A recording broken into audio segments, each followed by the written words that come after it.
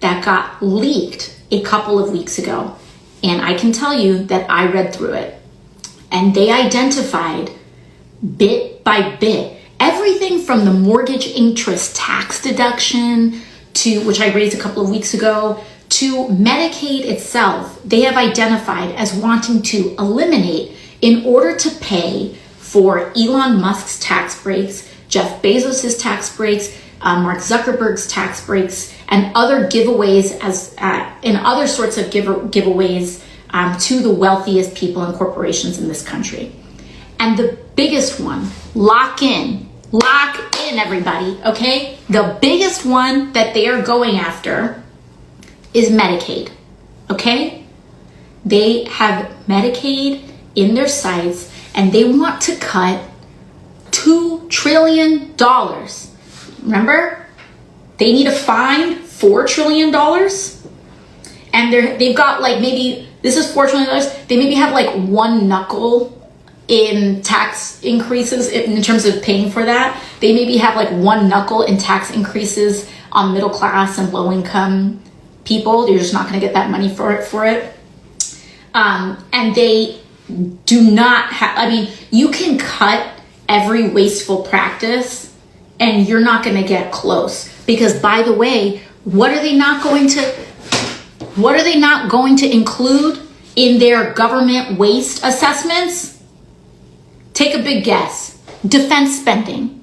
One of the biggest areas of federal expenditure and waste that we see. I sat on the oversight committee, y'all. I have seen defense contractors price gouge and loot the public in such inordinate ways. And you all can tell me, service members who are tuned in right now, you all see it all the time. Like the how a lot of things don't add up because it's defense contractors who are making a killing. And just so you know, when you see these big tech people, many of them are also defense contractors. Elon Musk gets his money from defense. SpaceX, they put all these slick branding on it, and they like to brand themselves as tech and as like all of this other stuff. But a lot of them get their money through defense contracts. You hear me? And so when they talk about waste, in one of the areas where there is evidence for some of the largest amount of federal waste, because mind you, the Pentagon has not passed an audit. The Pentagon fails their audit all the time and has yet to pass an audit. But this is where they're getting their bread buttered. So they want you to think that it's the viejita who's getting Medicaid, who's getting her insulin paid for on Medicaid, that is the waste, because what they don't want you to do is to look at US defense spending, particularly defense contractors, and even in that under area of defense contractors, their defense contracts. Microsoft, Amazon, a lot of these AI initiatives, defense contracts, which by the way should not be legal. And we saw this. We saw some of the early use of AI being used in war, which in a way should absolutely be illegal. Robots make mistakes, and if you accidentally bomb a building or just bomb a building indiscriminately without proper human oversight, which by the way, we saw initially tested on Palestinians in Gaza, but that's not going to stop there. If you allow that to continue, it can continue. So anyways, what they don't want you to look at is their defense contracts. Also, Amazon, Microsoft, their integrations with ICE and immigration as well. I'm going to get to these things, but we have to lay out the full landscape, okay? So if we want to know what the motivation is, why this is happening, understand that it is deeply tied to the deadline that billionaires and the rich are confronting right now this year in 2025. And what they want to do is suspend the actual assistance that you receive, whether it is through education, whether it's through healthcare, etc., they want to suspend that and gut that in order to finance their own public looting and public coffers, okay? So when you see these plane crashes, or when you see the disruptions with air traffic controllers and things like this, or when you see all this stuff that's happening at the FAA, understand, again, that happened, like this happened, and what happened, the FAA administrator was on leave. He had retired. Why? Because he had challenged SpaceX and wanted to find SpaceX. So understand, when you see all this stuff happening, it's not all random overwhelm. It's about the money. Immigration, these massive expansions on immigration, they want you to believe that they're only going after criminals. They're going after everybody. They even arrested Puerto Ricans. They're going after everybody. And understand that this is how indiscriminate they are being. And they are doing this because also, you know who finances a lot of Republican campaigns? The private prison industry. They know that they actually can't deport all of these people at once in one go. And what do when you grab someone off the street but you can't deport them for a long time? You build private prison camps. And this is all, we already saw them start to do that. And this is, especially with passage of certain legislation, this is what it's set to do. Okay? So understand the central motivations here. This is about preying on working class people and stoking racial division so that working people turn against one another in order to vacuum and suck up what little is left of American public infrastructure and life and hand it over to Elon Musk, Jeff Bezos, and all these corporations, etc. Okay? It's important to lay that out. Now, what do we do? Okay? What do we do about it? There are just like, okay? I know y'all are I can already hear, but just lock in for a second. Just like these problems can seem comprehensive and also overwhelming and complex, understand that we outnumber them. We outnumber them, okay? The people outnumber the 1%. The people, and not even just, and it's not just about 1% and 99, it's not just about that too. Also, everyday people of all sorts of income brackets also overwhelm the number of the corrupt, okay? Understand our strategic advantages in this moment. We outnumber them. Do not forget that. We outnumber them so dramatically that they have to try to control media and communication channels and apps, etc., because they want to and need to invoke docility, passivity in the masses in order for them to get away with what they're doing. Even before this most recent movie season, I would always make the comparison to The Wizard of Oz. But so it's not just a wicked thing, okay? Understand that authoritarians are kind of like the wizard in The Wizard of Oz. They rely not on their actual power. They rely on their perceived power. So, principle number one in what you can do is that when one of these things comes to your backyard, when it actually, when it comes to you, and I will give examples, but when it comes to you, when it does, you can resist. And what that happens over millions of people is that you generate enough friction that they cannot go as fast as they want to go, okay? So I'm going to give you some examples that have already been working. Let's start with immigration and ICE. When people say, what can we do? You can do the things that apply to you. In my community, we are a heavily immigrant community. And so ICE raids deeply affect and disrupt our community. And the prospect of ICE raids deeply disrupt and threaten our community. So, number one, if you live in a community with a lot of immigrants, know your rights. That's one tangible thing you can do that I want you to do. And I'm going to go through what that means. And that means know your rights if you are a US citizen as well. Okay? Here's one way that we're going to create some friction in this system. Okay? Tom Homan, who's directing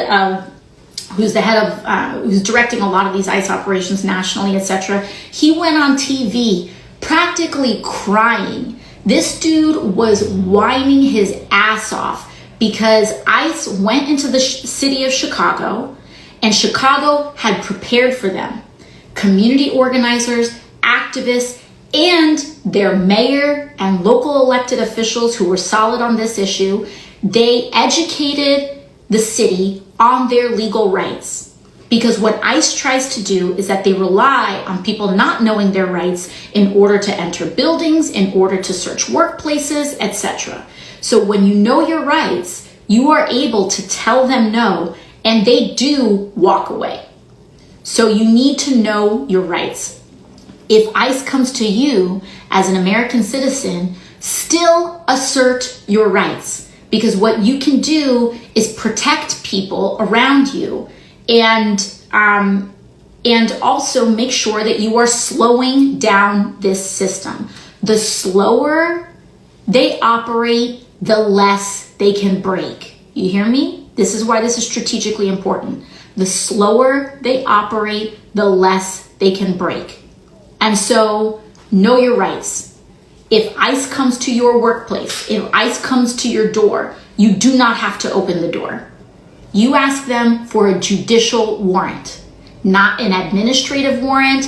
ICE very often tries to show you some official looking paper in order to intimidate people and to let them in. Again, remember, they rely on the perception of power. No. You don't just get some paper and let them in. You look for a judicial warrant. You look for a judge's signature on that piece of paper. If there is not a judge's signature on that piece of paper, you do not have to open the door. Number two, you can ask them to leave. If they do not procure a warrant, you can ask them to leave. You can stay silent. If they have detained you, you can say, I would like to remain silent. You invoke your right. You do not have to share personal information. They want to know what your immigration status is. Even if you're a US citizen, if they want to ask you, are you a US citizen? You tell them, I don't have to answer that question. You tell them, I do not have to answer that question. You do not have to. They ask you where you were born. I don't have to answer that question. They ask for your immigration status. I do not have to answer your question. They do not, unless you are being officially detained, if they have a judicial warrant. And by the way, you do not have to sign anything. And if they want to keep asking you questions, you say, I would like to speak to my attorney. In New York and California, you have a right to an attorney, including if you are undocumented or anything. You would say, I would like an attorney. Or if you are outside of the states of New York or California, you can say, I would like to speak to an attorney. And you can get your own attorney. Or you can procure your own attorney. So you say, I want to talk to a lawyer. Know your rights. Use them if you are a citizen. Use them if you are not a US citizen, green card holder, whatever it may be. And also, one simple thing you can do is share your rights. Share know your rights information. How do you do that? Two things. You can go to my Rep AOC account if you want, and there's a slide with Know Your Rights. If you want to go grassroots style, you can use mine. They're ACLU, a bunch of people have them. Print them out, hand them out to people. Or if you sign, again, this is like not a plug. You can Google this in lots of places, but one thing that we're presently working on is that if you're on my newsletter or if you sign on to my newsletter, we are working on printable PDFs that we're going to soon email out to our whole newsletter list so that you can print it out. You can tape it up in storefronts. You can drop palm cards in small businesses. If you are local to New York City, we are going to be having kind of volunteer events where we're going to go bodega by bodega, drop in palm cards so that people can know their rights. And the slower they go, the less they can break, okay? That's one example. Number two, in some of these federal purges, with what they're trying to do, they want to send you a little letter saying, oh, we're going to offer you a buyout. Don't take it. Don't take it. Don't take the buyout. You have about 3 days, like all those federal workers that got that got those notices. And of course, you know, these decisions are personal. The decisions are ultimately up to you. But my opinion is that this is a bunch of BS. And what they want everyone to do is to comply in advance. Do not comply in advance. Make them make you. Make them make you. And make them, if they're committing crimes, make them make you. Because we are going to win. I want you to understand right now, we're going to go through an ugly, ugly period. But move in the faith that we are going to win. Okay? It is, nobody knows what is going to happen between now and then, but winning and prevailing is a decision. It is a choice. It's not, oh, what's going to happen? I don't know what's going to happen. It's, what am I going to dedicate myself to? And so it can be actions small, it can be actions large. I am giving you a small action, a tiny action. If you are exhausted and you don't have any energy at all, the one thing I want you to do is to look up your rights, for you to know your rights in case ICE shows up to your workplace. Just Google it, understand it, practice it, go on Rep AOC. If you have no energy at all, just do that. Just Google your rights. If you've got some energy, if you're itching to mobilize and you're in a community like mine, pick up some palm cards or print out some stuff on your own and take it to a local bodega and say, hey, can I post this up? Okay? That's level 2, right? There are actions you could take at every level. If you want to do even more, there are community organizations that you can engage in. We need to be little grains of sand in the large gears of this machine. And so please do not fall for the illusion or the lie that any action is too small. There is no action too small. In fact, because there are so many of us, when millions of people do tiny things, we can disrupt these systems, okay? So those are 2 key things. Now, let's level up. Let's zoom out a little bit in terms of what else we can do. Well, Donald Trump did something very interesting. In order for us to understand the political landscape, Republicans didn't just win the White House, as we know. Republicans also won majorities in the Senate and majorities in the House. And what is happening right now is that Republicans are rolling over. You know, people are saying, where's Congress? Where's Congress? Congress, I'll get to Democrats in another section here. But Congress itself, the reason Congress as an institution is not doing anything is because Republicans hold the keys to both the House and the Senate. So if the House is going to do something, you need the Republican speaker to make the choice to do it. The Senate, if the Senate is going to do something, the Senate has a Republican majority that holds the keys to that as well. So there are two strategies that we have in terms of the Senate and in terms of the House. I'm going to start with the House. The House has 435 members, but the Republicans won the majority, but that majority is very, very slim right now. I think it's about 4. I believe it's a majority of about 4. Even with 4 Republicans making the difference between a Democratic House and a Republican majority House, Donald Trump still decided to appoint several of them to his administration, which has dramatically reduced temporarily the Republican voting majority in the House. Those people that he appointed are tried to appoint Matt Gaetz, but Matt Gaetz resigned when he was named, when Donald Trump was going to appoint him, and then the Senate blocked it. But still, there's a vacancy in Matt Gaetz' seat. There's a vacancy in Representative Waltz's seat. And there's a vacancy here in New York with Elise Stefanik's seat. 2 of those seats, Waltz and Gaetz, are in the state of Florida. And they are strolling their way to a special election. Now, that special election, I believe, is happening on April 1st in the state of Florida. We need to have a show of elevated numbers. We should have a show of elevated numbers in those 2 special elections.